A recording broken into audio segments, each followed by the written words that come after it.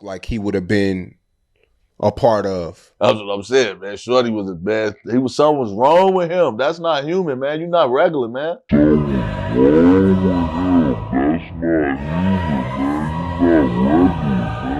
My legacy gonna take a huge, huge hit if I don't go out here and perform at an all-time high. Could have been a 10-point game. Instead it goes to 15. James jab steps on Petrus. Now the jump shot. That's been going in all night long. He's got 36 points, 15 of 20 from the field. James for three, does it again, 39 points, and Miami back up by 13. What a performance so far for LeBron James. Rebound taken by Iguodala. They do have a timeout, decide not to use it. Curry, way downtown, bang, bang! Oh, what a shot from Curry, with 0.6 of a second remaining. Curry with Tucker right with him. Curry launches a three. Puts it in again! Steph Curry from downtown! Back to Curry. Dancing on Batum. Over the double team. Oh! It's a golden dagger! Night! He gets Brian Russell with a quick crossover. Look at Brian Russell slips. And Michael pulls up and buries the shot to give him a 1-point lead. That may have been. Who knows? Here it is. It's under 3 seconds to go. Throws up the floater. Oh, gosh! Good night!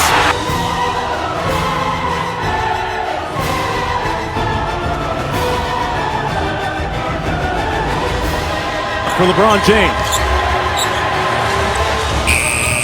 He looks, he gives to Jordan. Jordan to the circle, puts the shot in the air. Good! The game's over, and the Bulls have won.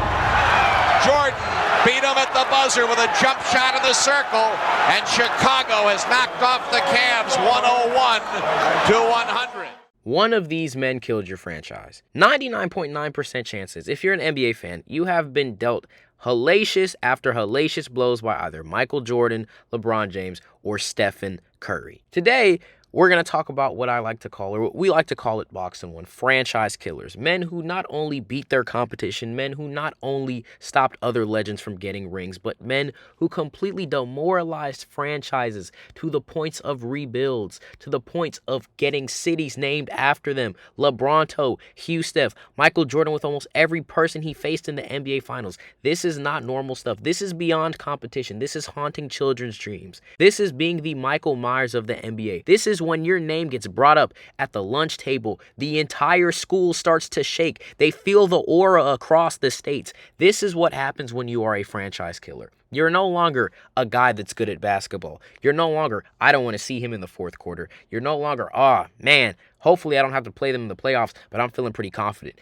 You are somebody that the fandom, the opposing fandom that is, would do anything in their power to guarantee they do not have to play you in the playoffs by any means necessary. It's like when the Raptors fans started cheering when Durant went down with that terrible Achilles injury. Every Raptors fan in that building knew they were about to get walked down and throw the 3-1 lead. Everybody in that building knew. Drake knew too. Then he remembered he was friends with Kevin Durant. I digress though. This is what the three of these men have become by NBA standards. So today, for the BoxInOne 100 subscribers special, we are going to walk through the moments that made these men franchise killers and why you are still terrified of them today. Now, Michael Jordan is kind of obvious. He was actually the hardest one to come up with because when I look at franchise killers, I don't think Jordan necessarily took franchises out of play, but let's look at who he's beaten in the NBA Finals. First of all, he's the reason a lot of legends of the 90s don't have rings. Penny Hardaway doesn't have a ring.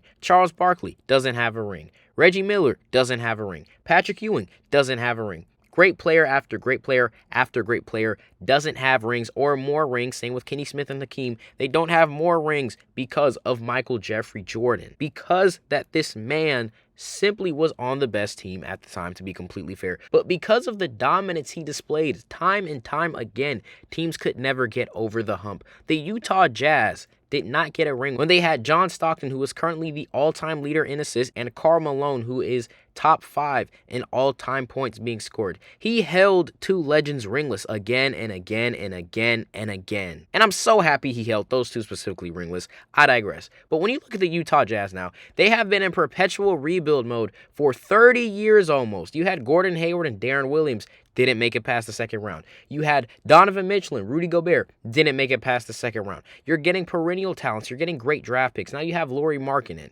Now you have Jordan Clarkson. I'm not putting Jordan Clarkson on that level, but you have guys who have played winning NBA basketball, and you can never get over the hump. All those years of tanking. Where's the number 1 pick? Where's the Cooper flag? Your franchise has been in this rut for so long, and it all started with Michael Jordan. The Phoenix Suns are another example of this. You got to the finals with Chuck, then you got back to the finals. What happened? You ran into Giannis. What companies he signed with? Nike. More specifically, Jordan Brand. Even now, Michael Jordan as an investor is making sure he's sending his shooters to make sure the Phoenix Suns never win an NBA championship. Okay, I'm being a little facetious with that one. I'm halfway joking, but my point is, you look at the Jazz, you look at the Suns, you look at the Magic, you look at all these teams that Jordan completely slaughtered on the way to the NBA Finals. You look at the Knicks, even today, they are poverty. They're not making it to an NBA Finals. You got to the Eastern Conference Finals, and then the Taliban completely blew y'all up time and time again. Jordan is a franchise killer. If you're a Jazz fan, the only chance you're going to have to go to the NBA Finals, it's over. Rebuild. We still suck. Phoenix Suns, it's over. We got back to the finals. Jordan athlete takes us out. And then you just have every other legend who didn't get a ring. Guys who were very good at the game of basketball were left with nothing. These are guys who were known hoopers, but they did not have their era. We call the 90s easy because Jordan simply dominated that well. It's like if you put 2018 LeBron in the 2000s, it would just be bad. But then you have the 2016 Cavs supporting cast with 2018 Bron. That's 10 rings bare minimum. It gets bad. And Michael Jordan is honestly half the reason why we look at the 90s and say that's such a weak era. They had good athletes. You could argue they had great athletes. I saw Kenny Smith. Roll the tape. You say stuff like the athlete is better today than it was in the 90s. I mean, I was watching Kenny Smith in 1990 throw the ball between his legs and dunk the ball off the backboard backwards at 6'3" in 1990. That was going on. She like to run fat that shit was very strange. I ain't say that whole shit going on 10 a day.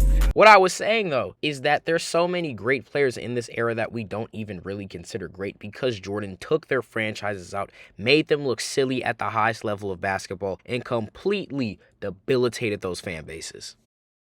Now, in all honesty, LeBron James is the worst franchise killer on this list. I'm a Boston Celtics fan, and can you imagine my joy going up 3-2 in Miami? 2012, 6-year-old me jumping up and down, watching the KG and Paul Pierce warm-ups. Oh my goodness, we're going to go to the finals for the first time since 2010. We going to get the Thunder. In all honesty, Russ and KD probably would have been arrested for hate crimes for what they would have done to those older guys, but still, I was 6 years old. I didn't know ball that well back then. I thought we was going to go to the finals. And then I see this. I see somebody walk on the court. As Bill Simmons said, he looked like a serial killer. Why are you dropping 45 and 12? I'm not even a right bump fade. Why are you trying stuff out on the basketball court in an elimination game of all games? Why are you rich and you're robbing people? Why are you treating a closeout game like a scrimmage, LeBron? What are we doing? Please be so serious. And then just to watch him mollywop us in Game 7, it hurts. But wait a second. It gets worse. It gets worse, guys. Because what happened in 2018 when the Boston Celtics went up 2-0? We had Jason Tatum, Jaylen Brown, Marcus Smart, Daniel Tice, Terry Rozier. We had all these guys. We had Kyrie and Gordon Hayward ready to come back by the NBA Finals. What does he do? Oh, best defense in the league? Is this real? Is this a real box score I'm looking at? I had to watch Tatum dunk on LeBron and thought what was a passing of the torch moment become the very thing that wakes him up to close us out. I have to sit here and watch it again and again and again. But wait, it gets worse because it's LeBron. LeBronto is a thing. It's a thing. Every Canadian, Rois is Canadian, he will tell you firsthand he had PTSD just watching the 2018 games. The Raptors came so close, bro, and they just couldn't hold it together. But coming close as in making it a competitive sweep, so they didn't really come close, but they came... Whoa, pause. I'm trying to figure out how to say this better. I'll be right back. They made losing look fun. They made the audience think they had a chance. No, they didn't. This is like fighting Madara. Yeah, you got 80,000 Shinobi, bro. You really don't stand a chance. It's Madara, bro. This was LeBron James, bro. How do you drop 51 against the greatest team ever assembled to the point you gave the media the perception that the Cavs could win the finals? Look at this graphic, bro. Is that Kyle Korver being compared to Stephen Curry? Is this real life, bro? 2018 Bron, 2012 Bron, 2016 Bron. It doesn't even matter. LeBron was so good he had the second and third best players, or arguably the first and third best players of his era team up just to beat him. I'm a Golden State Warriors fan, and I can fully admit this, bro. They had to jump him. They were doing him like Sakuna, Lasukana, La Maharaga, whatever you want to call him. They had to do him like a villain, bro. They had to do him like Thanos. Everybody knows Cavs and Warriors would have just went band for band for band. But 2018, if Warriors ain't have KD and Bron went to the finals, you tell me Draymond gonna stop that? Brother, how do I tell you that's a walking 60 in the finals? It'll be things we've never seen. The GOAT case would be over. Like, dog, he is just franchise after franchise. Not to mention what he's done with the Pistons and the Wizards and the Hawks and every team in the East that was relevant until they played him. LeBron is one of the worst franchise killers we've ever seen. King of the East, King of the West, whatever you want to call him, Thanos, Madara, Sakuna, he's the franchise killer.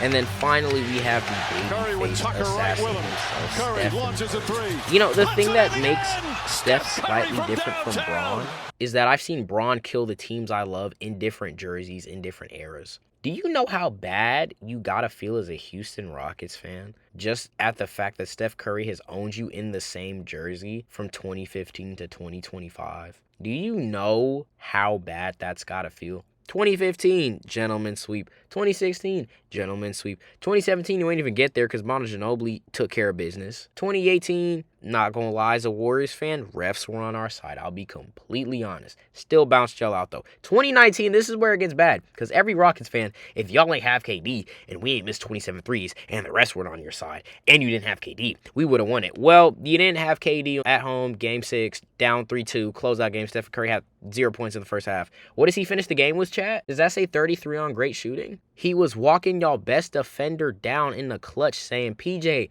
I love the sneakers. You're going to have a lot of time to organize them in Cancun, brother, because that's where I'm sending you. He told Chris Paul, James Harden, yo, chain fake. And then you have a completely new hierarchy of the Houston Rockets. Ime, Jalen Green, Şengün, Tari Eason, Amen Thompson. Great defense. He takes y'all out on 22, 7, and 10 after doing absolutely nothing in the first quarter and then torching y'all in the fourth on good shooting, almost a triple-double.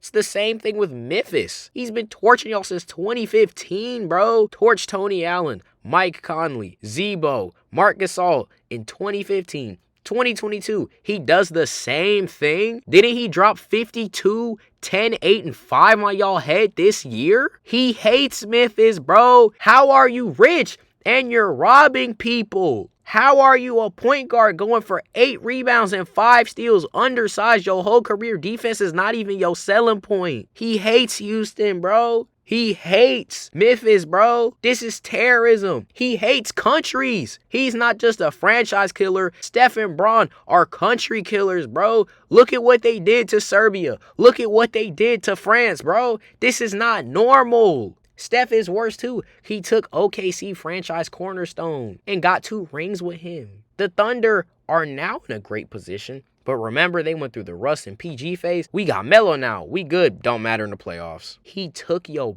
best franchise player and said, I'm going to show you how to win with him. These are franchise killers. Jordan, so many guys didn't get a ring because of Michael Jordan. LeBron has cities named after him. Atlanta, LaGeorgia, LeBronto. He has cities named after him. Steph had country saying, the devil named Curry has done it again. Hugh Steph, Memphis Curry. This is not good, bro. It's absolutely insane what these guys have done. Franchise after player after franchise, ringless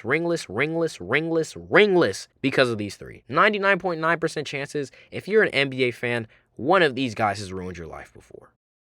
With that being said, though, guys, that is going to do it for us today on the BoxInOne 100 subscriber special. I wanted to give y'all a different and more of a fun video, less of a recap and more of a narratively based NBA video. And we also got some what ifs coming out. First one, what if Nikola Jokic actually went to the Clippers? We're going to explain that when the video comes. Episode coming probably this Saturday or Sunday. Thank you so much for 100 subscribers. Again, as always, if you enjoyed the content, make sure to like, comment, share, and subscribe. Follow the Instagram on the screen here. Follow the TikTok with the same name, Twitter with the same name, all of our socials, and also our personal YouTubes and side projects in the description as well. As always, again, if you enjoy the video, make sure to like, comment, share, and subscribe. Thank you so much for 100 subscribers. We're only going to keep going. This is just a start, and we will see you all in the next one.